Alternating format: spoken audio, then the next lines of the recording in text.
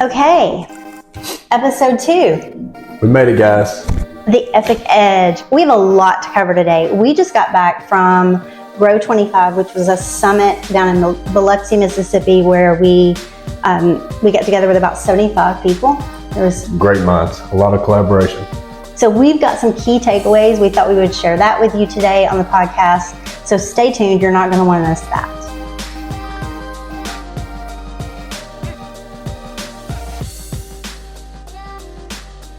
First, I wanted to go through, I think it's important that people know your story. Not everybody knows your story, Hayden, so I want you to talk to the audience about how you got into real estate and what you've been able to do in the time that you've been in real estate. Well, guys, my story is a lot different than most. June 2nd, 2016, me and my wife finally committed to buying a couple of rental homes. Literally took every dollar we had just to buy 2 homes. For the first year or two, all I did was invest in real estate while working a full-time job at the power company. Done that for a couple of years, realized really fast that I needed to gain access to houses that were on the market after hours when most agents didn't want to work. So my first initial goal was just to gain my realtor license, just to buy rental homes, because I was buying so many. I was trying to get in the doors at 8, 9 o'clock at night. And of course, nobody wants to go show a $20,000 house at 9 o'clock at night in a not so good area. Wait a minute, I'm going to stop you right there. So you were working a full-time job, a physically demanding full-time job. Yep. So would it be fair to say that you didn't exactly have a lot of extra energy left over to go look at these $20,000 houses at night? I did not. Lots of 60-hour weeks, and I prided myself on being the hardest working person there, pulling the most overtime. And but again, driven by caffeine and dedication and resilient grit, we are now where we are today. You guys had a goal. You guys had a goal of like what you wanted life to look like in a few years. That's right. So it has changed a lot. My goals are always ever moving. I have goals every day on what I want to eat in a day to compared to what I want to look like at the end of the year, to weight goals, to weight loss goals, to depending on where we're at in life. So you started selling real estate. So you bought rentals. Yep. And you continued to work your full-time job. Yep. So we worked a full-time job at the power company. My wife worked a job as well. Bought rentals, rehabbed them at 11 o'clock at night, was going to bed at 12 o'clock at night, and getting up at 3 o'clock in the morning to go to the gym every day. And we ended up, during that time frame, before I got my real estate license, roughly around 25 doors in 3 years. I ended up getting my real estate license, and first official day was July 2nd of 2020. And I'll never in my life forget going to my first brokerage. And my managing broker told me, he's like, look, man, with you working a full-time job, working as much as you do, like, you'll be doing good to sell 6 houses in the first year. And I laughed at him. I said, I will be your highest producing agent by the end of the year. Because 6 in a year sounded there's a lot when you've never done failure. Yeah, that's not what I wanted to do. So right. My first month, I done 2 deals, and then after that, I think I averaged about 3 or 4 a month. First 4 months, I ended up selling 26 homes. First full year of real estate, side hustling in 21 range, we sold 56 homes. 56 homes in the year 2021, part-time. Part-time. As if there's really any part-time. It's all dual career, especially if you're hustling that hard. That's not too bad. No. You had no backing, you weren't on the team. In fact, you grew a team during that time. Yep, so we started out just myself only, and then I realized that doing 60 deals a year is a wonderful feat. But I realized I was starting to age faster than most, so we decided to start a team. Great adventure. Ended up getting up to I think we got up to the 3rd largest team at one time in West Tennessee. I think at our most, we've done 125 deals in 1 calendar year in a down economy. So pretty good sized team that was doing over 100 deals. Not bad. And then you became more, as time went on, you sold less residential real estate and you started purchasing more investments, correct? That's correct. So now we're going to be approaching the 200 door mark at the end of this year. Which was a great goal of mine, and it's a fantastic goal. It is. Knowing that you get paid on the first ever month's a pretty good feat. Yeah. So But got out of daily production, started building great systems, delegation, and hiring the right people at the right time, and hiring them and giving them such a good job, hopefully, that they'll never leave is probably the most important part. I think one of the things that I admire about you the most, and why I thought when I first met you, God, this guy's smart. You take a situation and you look at it and go, how many jobs can I create out of this situation? Like, how can we grow a business around this? And then you just go to work and make that happen. And the minute you can step out of something, you leverage it to somebody else, you step out of it and you're on to the next venture. I've seen you do that with just a handful of businesses just in a very short time. So, I mean, you can't do everything. Every business has multiple positions that need to be filled.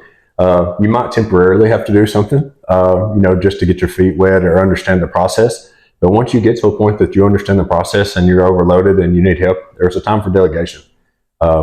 Some of the biggest empires in business have fallen apart because lack of delegation. That's true. I mean, most people cap out on what they're able to do because they can't delegate or just don't know how. That's right. Nobody can do it as good as you can in most cases, but finding that person that can do it better than you is probably the most important part of business. So managing your expectations. That's right. And even when like a position's filled or whenever you've got things running smoothly, you're always looking for that next hire, right? Because if you don't have the next hire, you are the next hire if you own a business. Yeah, that's kind of a cool story. So baby number 1 is on the way, due this next month. That's correct. And Holly is working in the title business. So she's working in business with you now, which is awesome. Now it's a family affair. It is. Side note, one of the most important things that I've come to realize is everybody has an excuse to not succeed. And 2 things that people always use against me is A, you're only able to work as hard as you do because you don't have a kid, and or B, you're only able to do what you're doing because you're 32 years old. So my biggest argument, I'm really good at arguing. Maybe should have been a lawyer. That's right. That's what my mom says. So anyways, the 2 biggest things that have been used against me should be fuel for your fire compared to most. If you're in your 40s and you haven't acquired a mass wealth, you have a better opportunity than I do because you're more established in business. You should be. You have the better opportunities than I do because my age has been used against me just as much as it's been used for me. You heard you're too young. That's right. Too young. That's right. And lack of experience. Even down to 08 and 09, when the market went crazy and housing markets crashed, banks realized they don't like managing properties. So the Chicken Little mindset of, hey, that happened one time, I'm going to be scared to do that again for the next 20 years, kind of like our conversations with the North Settlement. Right. Any opportunity in life can be used as a opportunity for success or an opportunity for failure. It's absolutely 100% your choice. That's true. So much wealth is created when the bad things happen, whether it's the 08 crash of the real estate market or just the way things are changing. Like opportunities are through every challenge. Like the North Settlement, that's the most current and most recent thing we kind of went through. Yes, there were changes. A lot of people used it as a scarcity tactic to move people in or out of the business or move them to different firms. Some of that's done naturally, by the way, too. I mean, it just the way it is. That's what happens in the real estate market. But you look at it and you say that the business is going to be the same. I mean, there might be a small adjustment, but all right, so they changed one thing. Let's make an adaptation to the rules and follow the rules, of course, and of course. I heard Tom Ferry say the other day, he's like, it doesn't really matter what we think about how they've changed the rules, like what they've changed. It doesn't matter what we think about it. They could be 100% wrong, but they are what they are, and we just have to adapt, sharpen our sword, get better at what we're doing. We'll talk more about that in a minute, and keep moving on. Like the time and energy spent complaining about it and going against the grain it's just wasted. That's right. I mean, it's nothing that we can control. So when you can't control it, you can either let it decapitate your business and be the limiting factor of what you believe, and or when it does happen, be aware of what you're supposed to be doing, make adaptations, and keep going with your business. You have 2 options. So I'll put you on the spot. Okay. He loves it when I do that.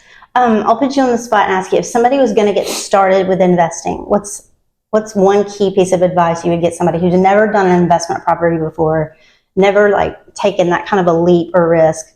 What advice would you give? First, I'll give you a handful of advice. The very first thing that I would suggest is understanding your numbers. I can't tell you how many times I've talked to somebody and like, hey, I want to buy in real estate. That's fine. Great. I encourage you to do it, but find your numbers that you're comfortable with. Mine are different from some. That's okay. No, there is no wrong way to buy real estate. But you just got to find the numbers and the method that you're comfortable with. So that would be my first suggestion. Second suggestion would be to probably, and I call it playing the small guy. For the first 5 years of me investing, I would go to the big fish, the guy that had 30, 40 rentals, and I would say, hey, look, I don't know anything about real estate. I don't know how you buy real estate, but teach me anything you can. And playing that card and being the person that's not scared to learn. Right. That's right. Be the person that's not scared to learn something. And then all of a sudden you're going to look up and they're going, hey man, like I got 2 or 3 properties I really don't want. Would you be interested in buying them? Like, well, I will. Just let me make sure they check my boxes. That makes sense. That's good advice. That's solid advice. Anything else about your story that we haven't covered? I don't think so. Look, it's a cool story. It's inspiring because it doesn't matter whether somebody's brand new in real estate and doesn't have the experience that they think they need to be successful. I think, a lot of times we compare our insides to other people's outsides. So we look at somebody like you and, well, I can never do what he did. I mean, look what a grand scale he's doing business. And like, you just started, you just went to work and you just started grinding. And you told me sometimes you would sleep 2-3 hours a night. Yep. I mean, it took nights like that for you to get through. And quite honestly, there's still nights like that. Yep. I mean, and guys, I know that what I've done in a very short period of time is, it's a great feat, and like I'm extremely proud of myself. But every person has the same opportunity I had. I come from nothing.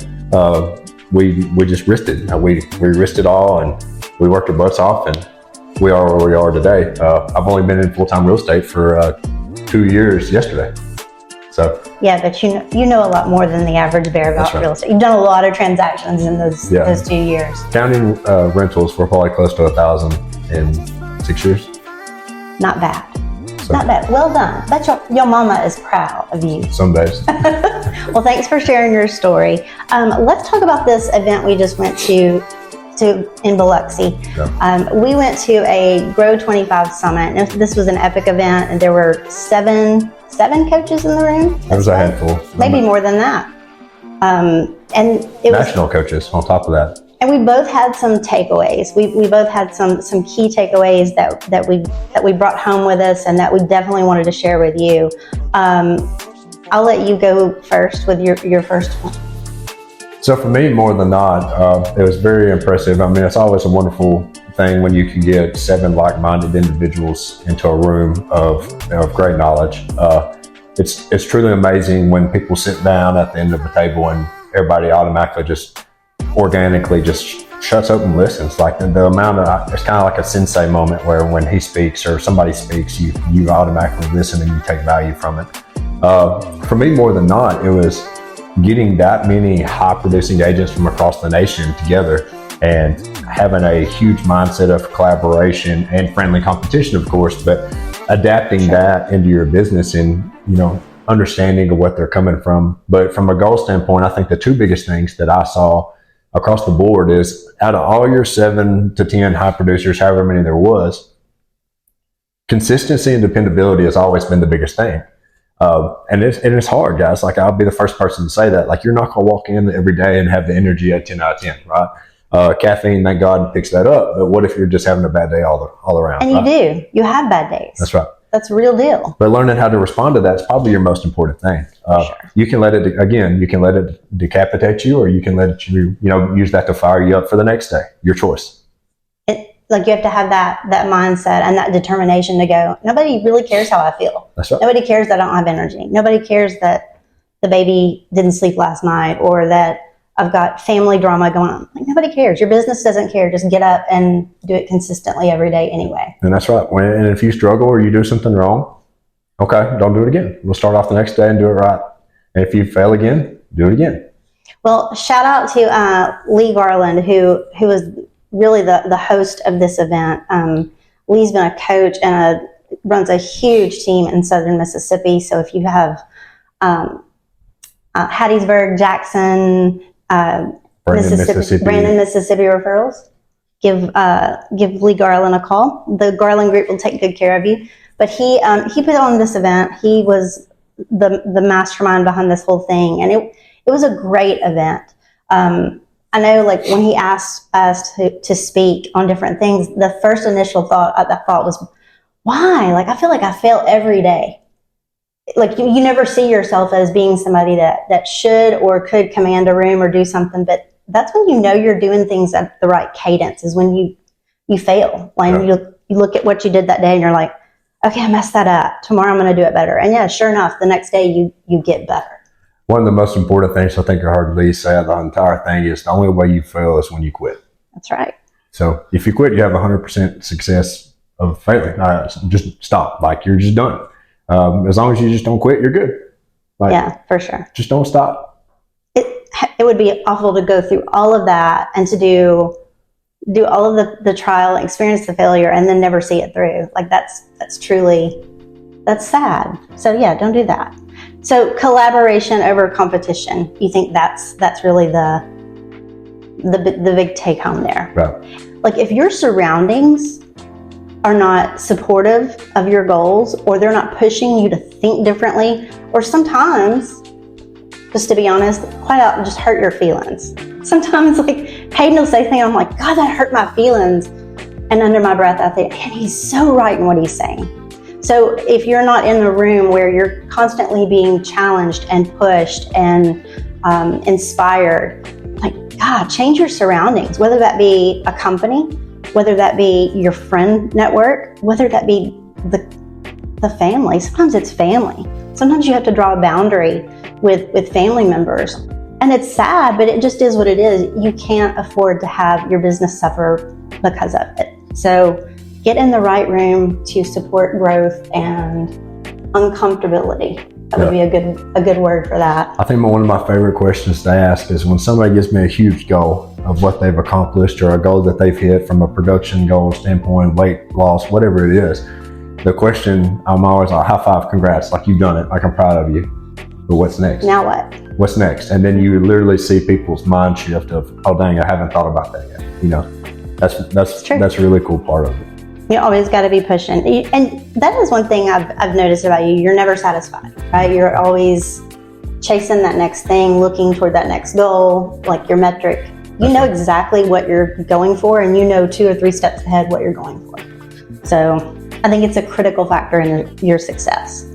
A couple of my takeaways from the summit: we were lucky enough to have Coach John Cheplack bounce into a 30-minute session in one of our days there. And he said that business is 80% mindset and 20% tactics. And I thought, oh my gosh, that's so true. Especially real estate agents, we think we have to know it all before we go and do. And really, like, the tactics, I mean, that's some of it, like, but it's really in your head. Like, I don't remember who it was. Maybe it was Zig Ziglar.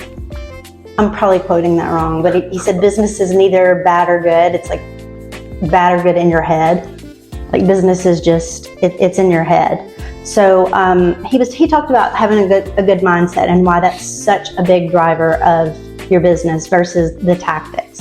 Now, don't get me wrong, we focused on the tactics. We talked a lot about the NAR settlement. We talked about how to be better buyers representatives. Realtors have we've done damage to ourselves, unfortunately, by showing, our social media posts are, just sold, one day on the market. We show how easy and fun and how HGTV our business is, and we don't show the 7 times that transaction fell apart and we had to put it back together. We don't show the ugly, the hard days. And I think we've got to get a better job of telling that narrative to buyers and sellers of, hey, this may not be a smooth road, but I'm going to get you to the finish line. Selling sunset's not always the key. It's hurt our business. So we focused a lot on, like, how to craft that message, how to get better at explaining our value to the buyer or the seller so that they know who they're in business with and what the outcome's going to be. Showing our work. We don't show our work. We only show the pretty work. And we've really kind of done some damage to ourselves as an industry with that. So we talked a lot about crafting that unique selling proposition, what that looks like in this market going forward, which, by the way, we should have been doing the whole time. It's just an adapting market that we just have to make some pivots to.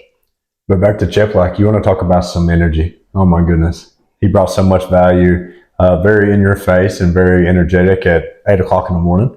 I don't know how many cups of coffee he had, but he had definitely had a few, which I was on game with. So he said he had been going since like 4 a.m. Yeah. And I mean, my energy at lunchtime is not what his was. No, it was amazing. It was one of the few times I've heard him speak, and I could definitely sit in a room with him for a couple of days. Yeah, I could learn a thing or two from him.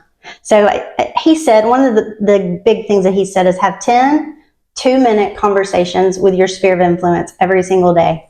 And he said consistency, talking to your point, consistency is currency. So like, if we never did anything else, I think real estate agents are really good about chasing the shiny object. We're really good at buying those leads because we don't want to call our friends, family, and past clients. It makes no sense to me. But if we get purposeful about just the basics, having 10 2-minute conversations about real estate with people that you already know, you do that consistently and no one can stop you in this business. It's true. But more importantly too, like it doesn't even have to be real estate related. No. You can call and check in on a friend for 2 minutes. I think more importantly, the thing that he was trying to get across the line was you have to stay top of mind. Top of mind. Like it might not be something somebody you've talked to in 5 years. Just call, reach out to them because you never know what they're about to do. You never know what they're going through. I think that was truly what he was trying to get across. Well, there used to be, used to everybody could name 1 or 2 agents. Probably everybody that you're talking to now, they can name like 5 or 6 agents, and 2 of them maybe family members. So it's more important than ever to be top of mind. Because there are a lot of agents, and I think the market will kind of shake some of that out. Some people will go out of the business. A lot of people have already gone out of the business, and you'll watch other businesses grow because of the change and just their attitude and adaptation toward change. Well, it was a cool 2 days. It was. We managed to have a little fun. Lots of fun, lots of knowledge, and lots of collaboration. Work hard, play hard. That's right. We did that. So hopefully you took some good ahas from this. If you want more of our notes, reach out to one of us. Follow us on your favorite social media channels. Message us. We're happy to give you more information and help you any way we can. I'm Angie Davis. I'm Hayden Edmondson. Have a great week. See you guys.